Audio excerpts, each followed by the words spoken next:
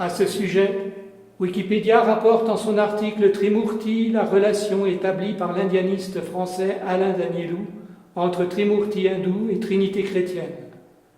Selon cette interprétation, Dieu le Père, le procréateur, est à rapprocher de Shiva.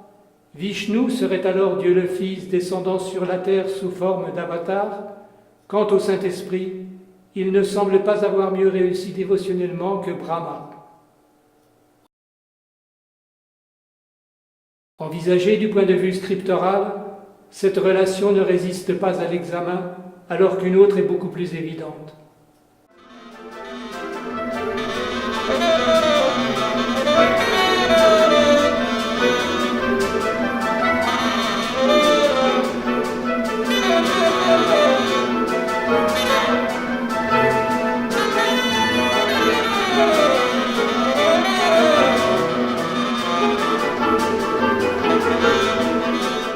En effet, Alain Danielou tombe avec d'autres dans l'erreur de voir en Shiva le seul créateur de la Trimurti, alors que Brahma en est le créateur-compositeur, auteur de Big Crunch en élévation,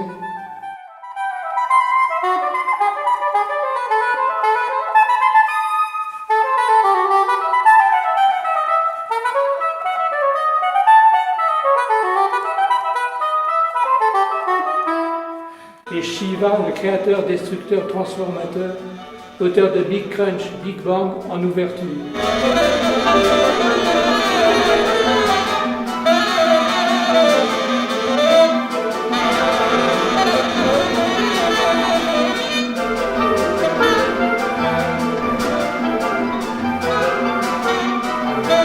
Au début de chaque cycle créateur, de chaque nouvel univers, Brahma organise ou réorganise les éléments formés ou transformés par Shiva.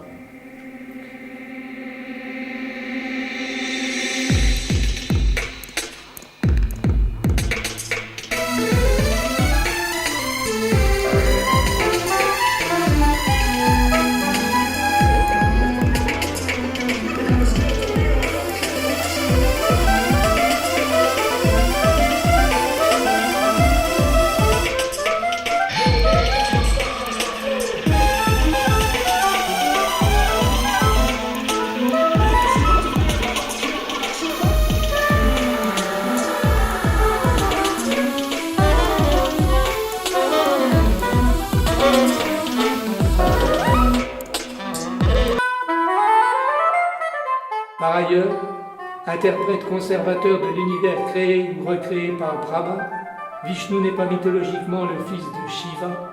Par contre, il est le petit-fils de Brahma. Sa mère est Ahimsa et son père Dharma, né d'un mamelon de Brahma. Que Vishnu s'inscrive dans la lignée de Brahma comme l'interprète s'inscrit dans la lignée des compositeurs qu'il joue n'a rien de surprenant.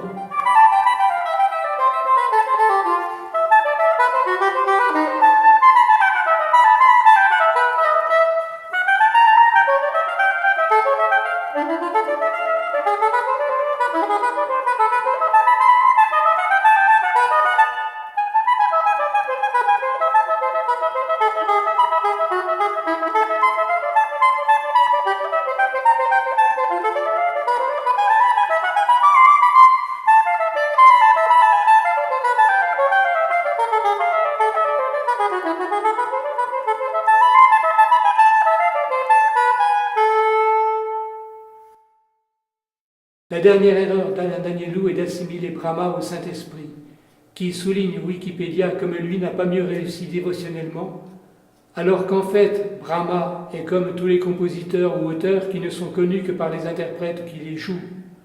Ce sont les interprètes et les improvisateurs qui ont le contact avec les foules. Sans eux, les compositeurs se résument à des grimoires conservés sur des rayons de bibliothèque, de même que sans compositeur, il n'y a plus ni interprète, ni improvisateur, destructeur, transformateur. Ces deux derniers ayant besoin des constructions des premiers pour les jouer ou les détruire et transformer, tout en les respectant.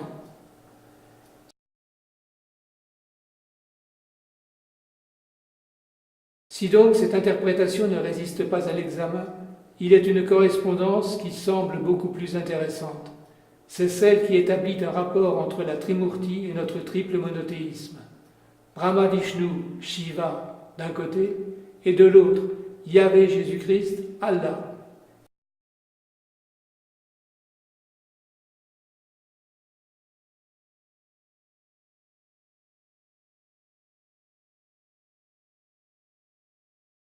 Il y a toutefois un manque à combler unifiant notre triple monothéisme. Englobant la trimurti hindoue par-delà tous les concepts opposés, il y a Brahman, la réalité ultime. Dans le bouddhisme, c'est le vide en toute sa plénitude, le nirvana. Par contre, il est une erreur commune en Occident, c'est de dire que Yahvé, Jésus-Christ, Allah, sont un seul et même Dieu. C'est inexact.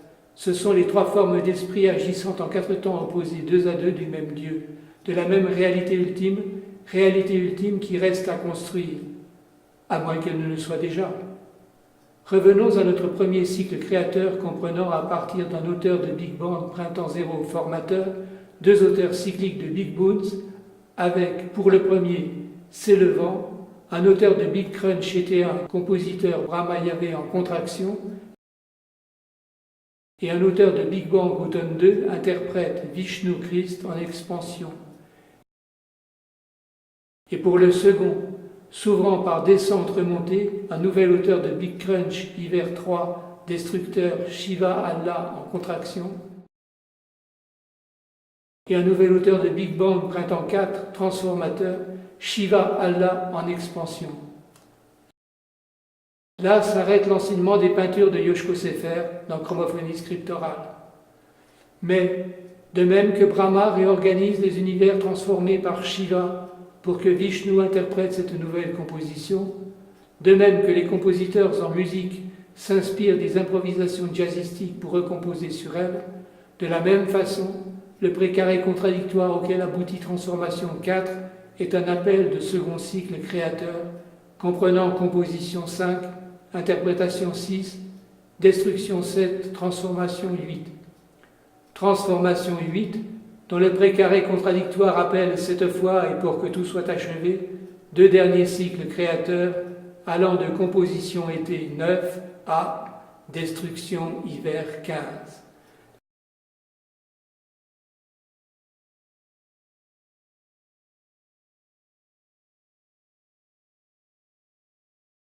La place de transformation printemps 16 posant problème, car étant déjà occupée par formation printemps 0. Ramené pour la quatrième fois au feu central, le monstre, improvisateur imparfait, n'y trouvait plus aucun apaisement. Violemment agité, il le traversait de part en part, la mine sombre. Lui, le dévoreur de feu, en était maintenant la proie. Dévoreur dévoré par qui le consumait, avec l'ardence du charbon en fait de blanche transformation.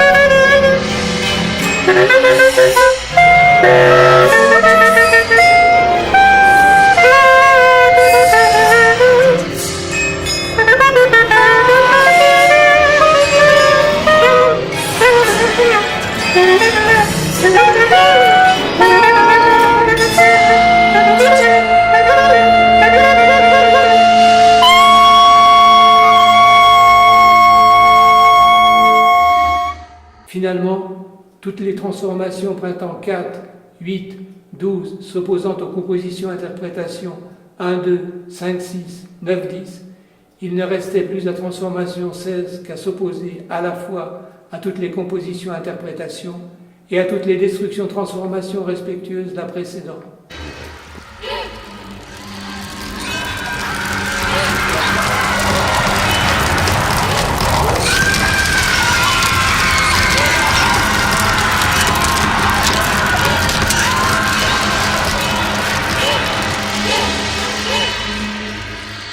Pour cela, il n'y avait qu'une place de choix, celle d'un écho de Big Bang suspendu en expansion à la plénitude du vide central.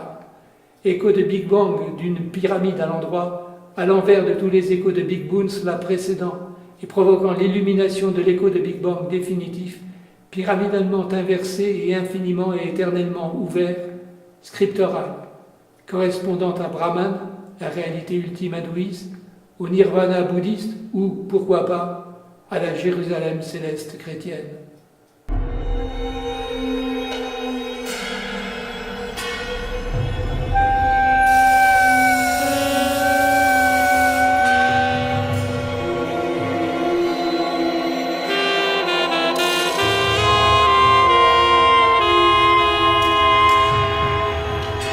En effet, des mois ou des années après avoir terminé ce graphique, j'ai eu la surprise de découvrir dans l'Apocalypse de Jean que la Jérusalem céleste était l'épanouissement de la Jérusalem messianique cubique. Or, une pyramide tronquée inversée est l'épanouissement d'un cube.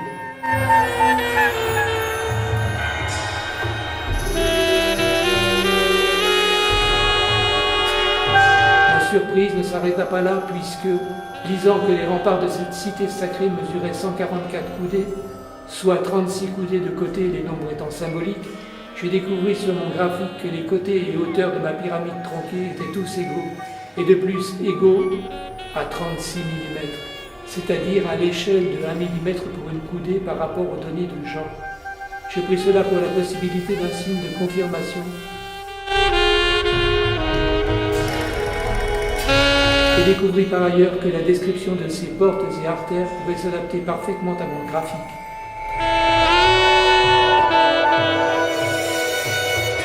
Et que pouvaient tout à fait correspondre à ces arbres de vie mes 4 cycles de forme d'esprit, de formation puis transformation, composition, interprétation, écho de Big Bang, Big Crunch, Big Bang, reliés par les 4 destructions, écho de Big Crunch. J'en déduisis que scriptoral, cette pyramide inversée de lumière pouvait être la Jérusalem céleste de Jean, mais une Jérusalem céleste ouverte à toutes les spiritualités laïco-religieuses occidentales et orientales, croyantes et non croyantes en étroite interdépendance, qu'elles ne cessaient de relier par des ponts. Ainsi, en attendant de trouver ce qui l'unissait au taoïsme, j'ai remarqué encore que l'octuple sentier de la 4e des 4 nobles vérités de Bouddha avait sa correspondance dans l'octuple enchaînement des 4 élévations 1, 2, 5, 6, 9, 10, 13, 14, où s'imbriquent les 4 ouvertures 3, 4, 7, 8, 11, 12, 15, 16 de la voie scriptorale, aussi difficile à équilibrer que la voie médiane de Siddhartha Gautama.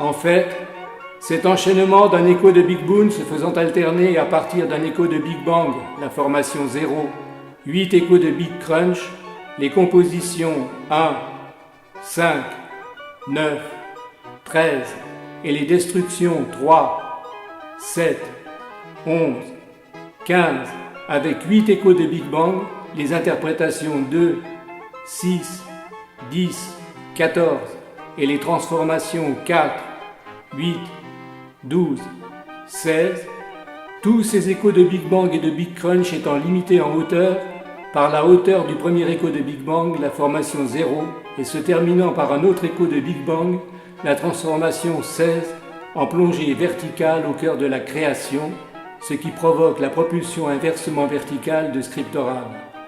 Écho de Big Bang 17 de même axe, englobant tout l'écho de Big Boons avec ses 16 échos d'univers, dans une élévation et une ouverture cette fois infinie et éternelle.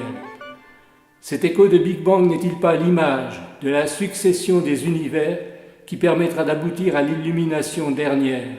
Nous serions à l'orée de la destruction-contraction 7, à partir de laquelle tout s'accélère si on a l'idée de l'aboutissement final.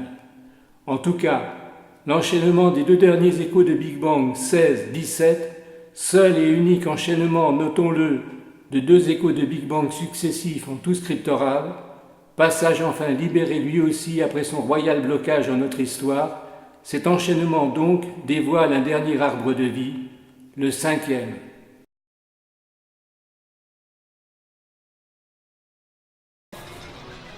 En 2003, le cosmologiste Max Tegmark et son équipe ont mis en évidence l'existence d'un axe central de l'univers en forme de vrille. Puis, dans Cosmologie Maya et théorie quantique, livre paru en avril 2010 aux éditions Alphée, le biologiste Carl-Johan Kalman démontre que cet axe central de l'univers correspond à l'arbre de vie des anciens, et notamment des Mayas. Il se présente comme un halo tridimensionnel qui se reproduit à de multiples échelles dans l'univers. Et si l'on joint les extrémités de ce halo, sais-tu ce qu'on obtient? Les deux pyramides superposées de printemps-été. Ainsi, littérature, musique et peinture si souvent sous-estimées.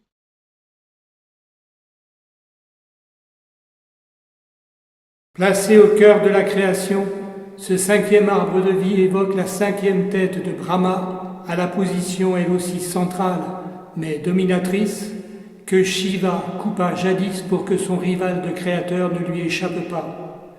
Les quatre têtes périphériques correspondent aux quatre arbres de vie situés aux angles du cube de la Jérusalem messianique qui s'épanouit dans la pyramide tronquée de la Jérusalem céleste où il s'ouvre. L'attitude de Shiva face à Brahma n'est d'ailleurs pas sans rappeler celle de l'islam face au judéo-christianisme, exprimée par Muhammad dans le verset 169 de la 4e sourate du Coran, je cite « Ô vous qui avez reçu les Écritures, ne dépassez pas les limites dans votre religion, ne dites de Dieu que ce qui est vrai. Le Messie, Jésus, fils de Marie, est l'apôtre de Dieu et son Verbe qu'il jeta en Marie. Il est un esprit venant de Dieu. Croyez donc en Dieu et en ses apôtres et ne dites point « il y a Trinité ». Cessez de le faire, ceci vous sera plus avantageux car Dieu est unique, loin de sa gloire qu'il ait eu un fils. À lui appartient tout ce qui est dans les cieux et sur la terre, son patronage suffit, il n'a pas besoin d'un agent. Fin de citation.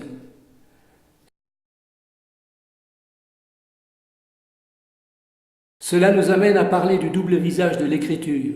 Si elle est servante quand elle se borne à fixer sans surprise l'improvisation, elle est maîtresse dans la composition, où l'auteur-compositeur ne sait pas où elle va le mener, où elle l'amène précisément à dépasser ses limites et où la multiplicité de ses interprétations la ressuscite en lui conférant une vie glorieuse.